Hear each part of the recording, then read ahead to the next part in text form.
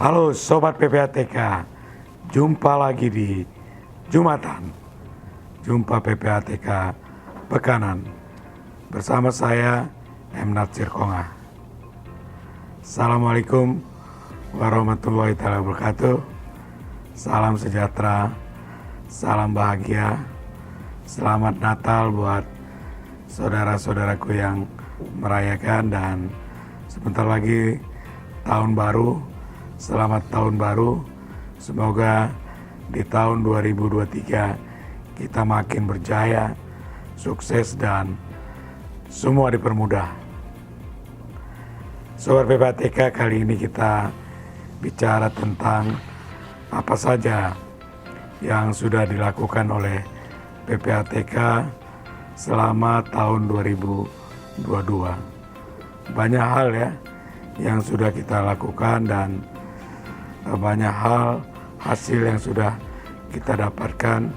Semoga kerjasama yang baik di antara PPATK dengan para penegak hukum dan stakeholder lainnya itu dapat memberikan kesejahteraan bagi rakyat Indonesia. Nah, ini ada beberapa poin ya, Sobat PPATK, yang ingin saya sampaikan capaian dari apa yang sudah dilakukan oleh PPATK selama di 2022 ini. Ada peningkatan ya, penerimaan laporan dan transaksi ya, dibandingkan periode tahun 2021. Tahun 2022 ini ada 25 juta lebih laporan dan 81 juta lebih transaksi yang kita terima, dan ini mengalami peningkatan penerimaan laporan sebesar 12,1%. Peningkatan sebanyak ini merupakan perbandingan dengan tahun sebelumnya. Di tahun ini juga, Sobat PPATK, kita sudah menyampaikan 1.215 laporan hasil analisis dan informasi terkait dengan 1.544 laporan transaksi keuangan mencurigakan dengan nilai nominal transaksi mencapai 183 triliun rupiah lebih ya. Persisnya 183 triliun 883 miliar lebih.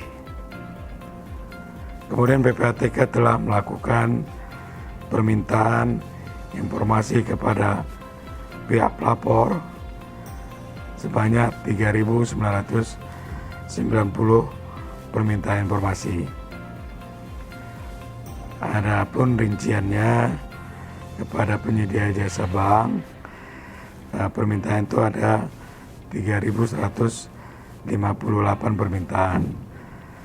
Kepada non-bank ada 821 permintaan. Dan pada regulator atau instansi lainnya ada sebanyak 11 permintaan. PPATK juga menerima 567 inquiry yang berasal dari Kejaksaan Republik Indonesia, Kepolisian, KPK, BNN, Direktorat Jenderal Pajak, Direktorat Jenderal Bea Cukai, Kementerian, lembaga negara, dan instansi lainnya.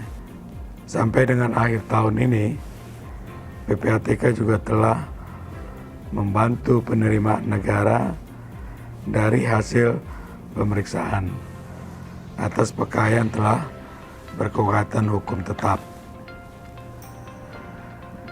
Putusan atas 3 hasil pemeriksaan tersebut telah berkontribusi pada penerimaan negara dari denda sebesar 1,6 miliar dan uang pengganti sebesar 13 miliar atau setara dengan 1.095.000 US dollar Singapura. Saya ulangi 1.595.000 dolar Singapura. Serta kita juga aktif dalam Satgas BLBI dalam rangka membantu penyitaan aset-aset terkait. Sobat PPATK, sepanjang tahun ini pula relasi penerimaan negara dari hasil analisis dan pemeriksaan PPATK yang telah disampaikan kepada Direktorat Jenderal Pajak itu ada sebesar 7 triliun lebih, sedangkan realisasi penerimaan negara pada periode sebelumnya itu ada 4,8 triliun. Jadi ada peningkatan yang cukup signifikan ya atas penerimaan negara pada tahun 2002 ini sebesar kurang lebih 3,2 triliun. PPATK juga telah menghasilkan 225 hasil analisis dan 7 hasil pemeriksaan terkait korupsi, dan jumlah laporan transaksi keuangan mencurigakan yang terkait dengan itu ada sebanyak 275 laporan, dan total nominal terkait jumlahnya sebanyak 81 triliun lebih. Suatu angka yang cukup fantastis tentu ya. Nah, kita di tahun 2002 ini juga melakukan reorganisasi dengan membentuk pola kerja baru dan tim khusus ya yang menangani kelompok tindak pidana tertentu, yang salah satunya adalah dibentuknya dedicated team untuk melakukan penanganan green financial crime. Dari tim yang ada ini, PPATK telah menghasilkan total 31 hasil analisis, 1 hasil pemeriksaan terkait dengan green financial crime. Dengan rincian 6 hasil analisis di bidang lingkungan hidup, 7 hasil analisis terkait tindak pidana di bidang pertambangan, kemudian 4 hasil analisis dan 1 hasil pemeriksaan terkait dengan tindak pidana kehutanan. 3 hasil analisis ini terkait dengan tindak pidana di bidang perkebunan. 10 hasil analisis terkait dengan perdagangan satwa liar, dan 1 hasil analisis terkait dengan tindak pidana kelautan dan perikanan. Nah, kami juga telah menyampaikan 68 hasil analisis kepada penyidik atau instansi terkait sehubungan dengan tindak pidana perjudian online dan atau tindak pidana pencucian uang yang berkaitan dengan tindak pidana tersebut. Dengan rincian hasil analisis proaktif itu ada 25 hasil analisis ya. Kemudian ada 42 hasil analisis reaktif. 1 laporan informasi, kemudian berdasarkan dari rekening-rekening yang dianalisis, perputaran dari uang pada rekening-rekening di judi online ini mencapai paling tidak 57 triliun rupiah di tahun 2021 dan meningkat menjadi 81 triliun pada tahun 2022. Kemudian di periode ini juga total terkait investasi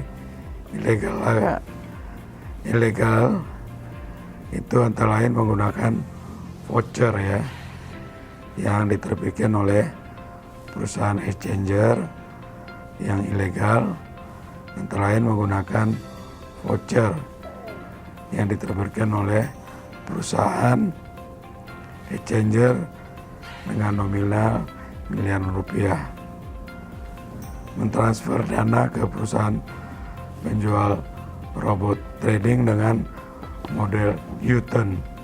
Jadi uangnya dikirim kemana-mana, kemudian kembali kepada pemilik asal ya.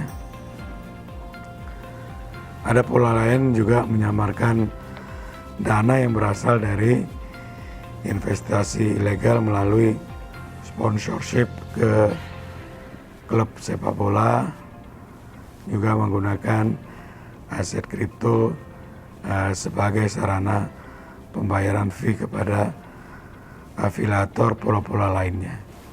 Nah, Sobat PPATK, telah pula disampaikan 76 hasil analisis kepada penyidik atau instansi terkait sehubungan dengan dugaan tindak pidana narkotika dan atau tindak pidana pencucian uang yang berasal dari tindak pidana narkotika. Transaksi atas hasil analisis tersebut senilai 3,4 triliun lebih. Kemudian kita sudah sampaikan pula hasil analisis informasi terkait pendanaan terorisme. Ada sebanyak 131 laporan. Adapun pihak yang menerima hasil analisis informasi PPATK tersebut diantaranya kepolisian, lembaga negara, Direktorat Jenderal Bea Cukai, dan Financial Intelligence Unit beberapa negara ya. Diketahui adanya dugaan pendanaan terorisme ini melalui penyimpangan pengumpulan dana donasi melalui yayasan yang berorientasi pada kegiatan sosial, kemanusiaan, amal, dan keagamaan. Beberapa tahun terakhir ini ya, Sobat PPATK, terutama masa pandemi COVID-19, foreign predicate crime berupa kejahatan penipuan dengan modus business email compromise atau sering disebut dengan istilah BEC telah menjadi emerging threats bagi Indonesia. Kurun tahun 2002 saja, jumlah hasil analisis proaktif yang disampaikan PPATK kepada penyidik itu sebanyak 7 laporan dengan total dana hasil kejahatan dari BC yang termasuk ke sistem perbankan di Indonesia dengan total dana senilai hasil kejahatan BC perbankan di Indonesia sebesar 100 miliar lebih. Sedangkan total dana yang dapat diselamatkan melalui penerapan penghentian sementara transaksi oleh PPATK sebanyak 45 miliar lebih atau 45,58% yang bisa diselamatkan. Jumlah dana masuk yang berasal dari korban BC itu jauh berkurang dibandingkan periode 2020-2021 yang mencapai 294 miliar. Hal ini menunjukkan bahwa apa yang kita lakukan itu cukup efektif ya untuk bisa diterapkan dan ditingkatkan lebih baik lagi. Nah, PPATK juga telah menghasilkan total hasil analisis terkait dengan tindak perdagangan orang atau child sex abuse dalam melakukan fungsi analisis dan pemeriksaan. PPATK juga aktif melakukan koordinasi dengan NGO atau penyidik dalam rangka menyelesaikan kasus TPPO yang sedang ditangani. Nah, nominal transaksi atas hasil analisis dari child sex abuse dan perdagangan orang ini di tahun 2002 ini senilai 114 miliar lebih. Nah, jadi salah satu case-nya Sobat PPATK itu salah satu modusnya ya, para anak-anak itu dibuat adegan seks dengan anak di bawah umur, kemudian dijual ke luar negeri. Para buyer itu banyak yang berasal dari luar negeri. Selanjutnya Sobat PPATK, terkait dengan penghentian sementara transaksi pada tahun 2022 ini, PPATK telah melakukan penghentian sementara terhadap 2.112 rekening dengan total dana yang dihentikan sebanyak 1,7 triliun lebih. Lalu PPATK selaku lembaga yang menganalisis penyusunan rancangan undang-undang tentang perampasan aset terkait dengan tindak pidana ini terus mendorong eskalasi percepatan penerapan rancangan undang-undang perampasan aset. Upaya PPATK tersebut direspon dengan baik oleh Kementerian Hukum dan HAM dengan mengusulkan dimasukkannya RUU ini ke dalam program legislasi nasional prioritas pada tahun 2022 dan telah disetujui pula oleh DPR. Nah, upaya eskalasi ini terus berlanjut dan kembali masuknya RUU perampasan aset ini ke dalam program legislasi nasional prioritas tahun 2023. Sobat PPATK, kita telah melalui tahapan yang sangat vital ya dalam Mutual Evaluation Review atau disingkat dengan MER oleh Financial Action Task Force on Money Laundering, yaitu on-site visit MER FATF yang telah dilaksanakan di Jakarta dari tanggal 18 Juli sampai 14 Agustus lalu.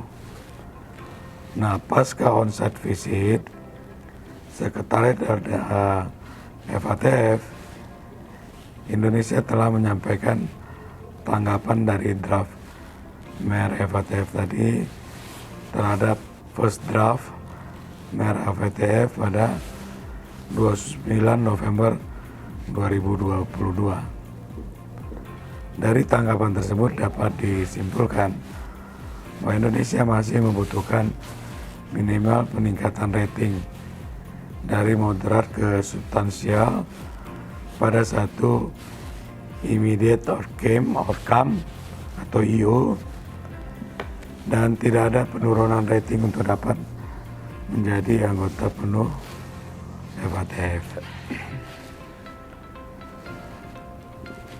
Sobat PPATK, kita menjadi tuan rumah atas gelaran Goa AML interregional negara-negara di kawasan Asia dan Afrika, dan pembicara dari United Nations Office for Drug and Crime UNODC.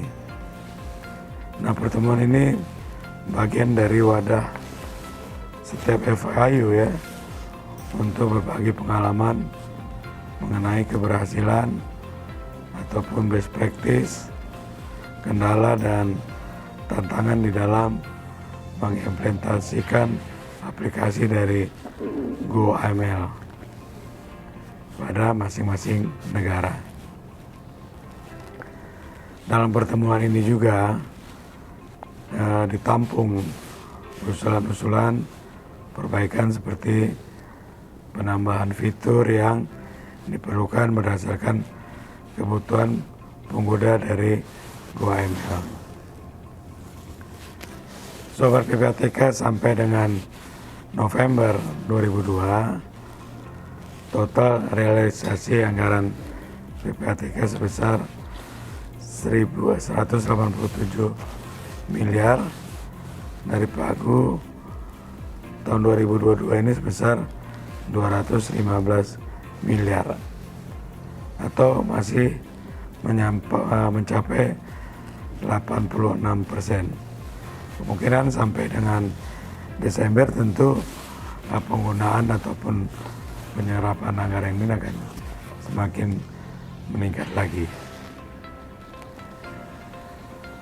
Secara umum, Sobat PPATK, dalam pencegahan dan pemberantasan tindak pidana pencucian uang, tindak pidana pendanaan terorisme di Indonesia terindikasi mengalami kenaikan.